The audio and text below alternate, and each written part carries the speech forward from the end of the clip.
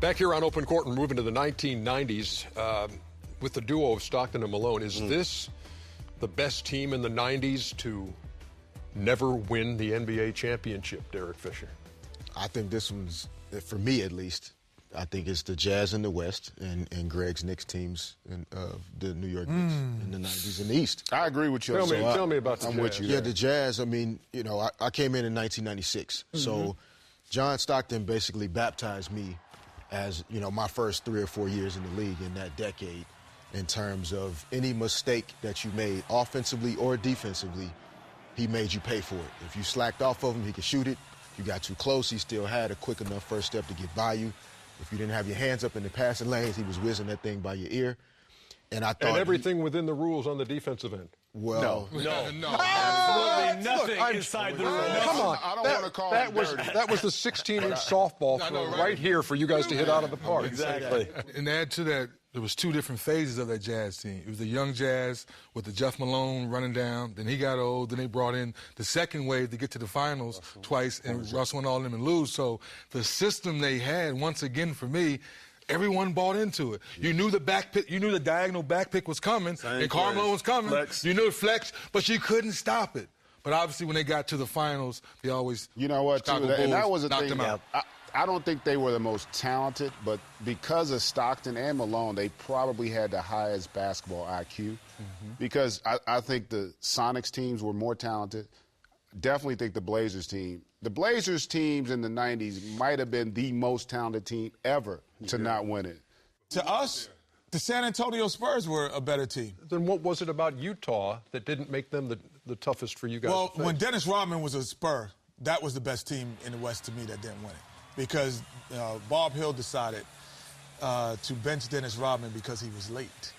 And when we found out that he was going to not start, we had a celebration in the locker room, like a real celebration. It was almost like the game had already been won because it was a different team when he was on the floor. So to us, they were harder, the San Antonio Spurs, to get by, I think, than only because defensively, they couldn't always stop you. Come on, let's be real. They didn't have shot blocking. I mean, No, but you know what, Kenny, sometimes you let me guys ask you this. If you got Utah right, Yeah.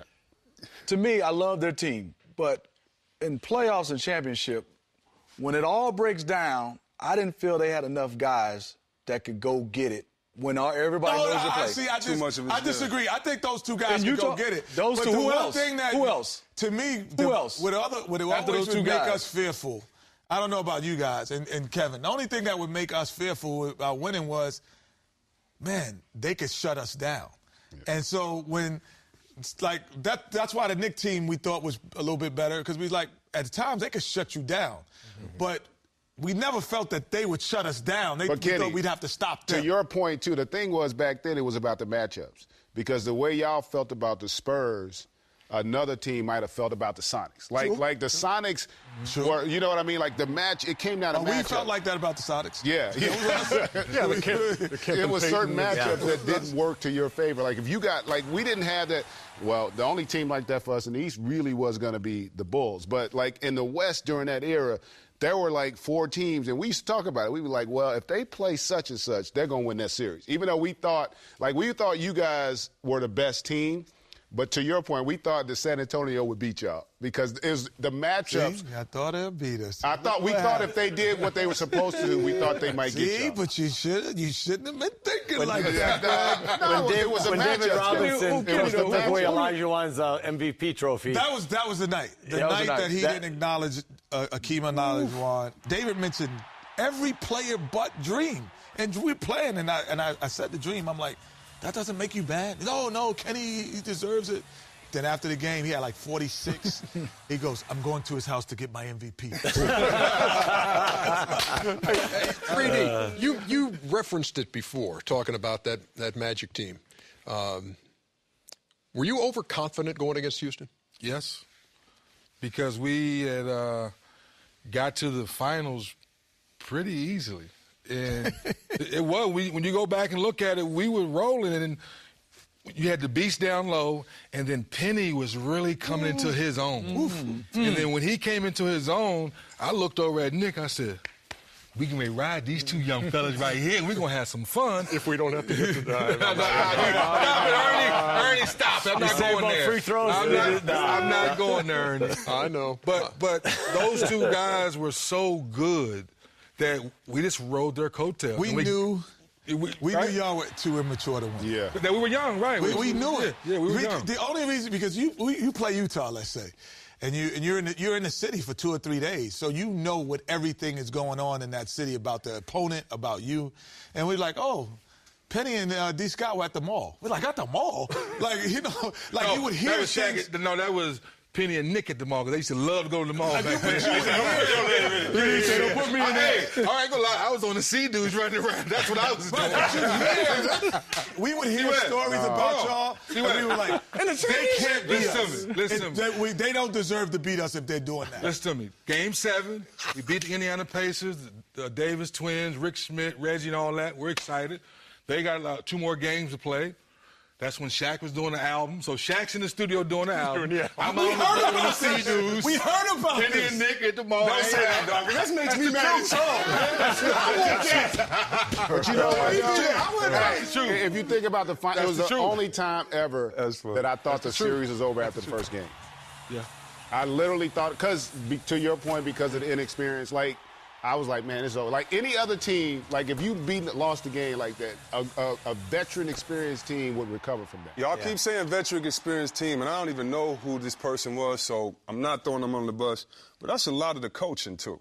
Because you just talked about how if you played for Pat Riley, you felt confident. Yeah, but so you're right. So those little things that he instills in you, like this is how we do it. We have to do it every day, like this. So days that it's not even a game. You're thinking, I'm playing today. But I'm not playing. The only difference, though, a coach makes. I'm just saying. It makes a difference. But think of it this way. Think of all the championship teams we talking about. That's the only team where their 2 best players were basically in their first, second year. No, not true. What did Magic do the first? Magic played with Kareem. Yeah. No, Magic sat in Kareem's seat. But he played with Kareem. What I'm saying to you is the culture. But he wasn't at the mall before. No, but y'all, but wait a minute. We don't know where they were. All I'm saying to you is. We need Thomas. He was on the Hold on.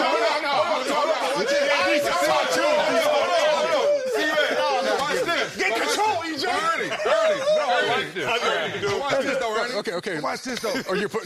But it goes back to we're up by 22 at half in game 1. Ooh, so we walk in the locker room like, yeah, Shaq, you busting his butt. I got 5 threes. Penny's killing everybody in the post. And you know it went from 22 to 14 to 10 to 8 to 6 to 4. We go, uh-oh. Now let's go to this locker room. Right, exactly. Right. Listen. You know that they're not going to stay focused. So just if you get it to 12, then this whole game changes. Yeah. But all you have to do is get it to 12. We ain't talking about getting it to 5. Get it to 12. It's because there's an immaturity that was just not, and it's not immaturity. It's like inexperience. That's my point. It's inexperience with the moment. They're enjoying their moment, and y'all the one thing you're talking about right now is they were capable of beating themselves. Yeah. Like the Jazz were not going to beat themselves. Those teams, they're not going to beat themselves, and you guys were capable of beating yourselves by and multiple other things. But I mean, those are the teams, honestly, that I feared more that weren't going to beat themselves. I hate to mention this team, but he's not here. But we got to give the Pacers some love too. Yeah, because the Pacers.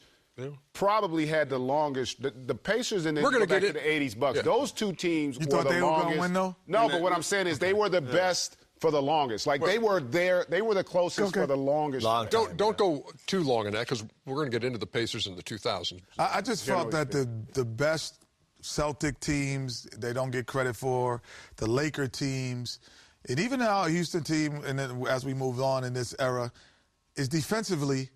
It was very difficult to score against Robert Horry, Hakeem, Vernon Maxwell, Mario Elie, and then the best lineup in basketball, Mikhail Parrish. And the defensive presence that was alert against the Lakers, Celtics era, and out, that to me makes you the champion, and that's what held those other teams back in my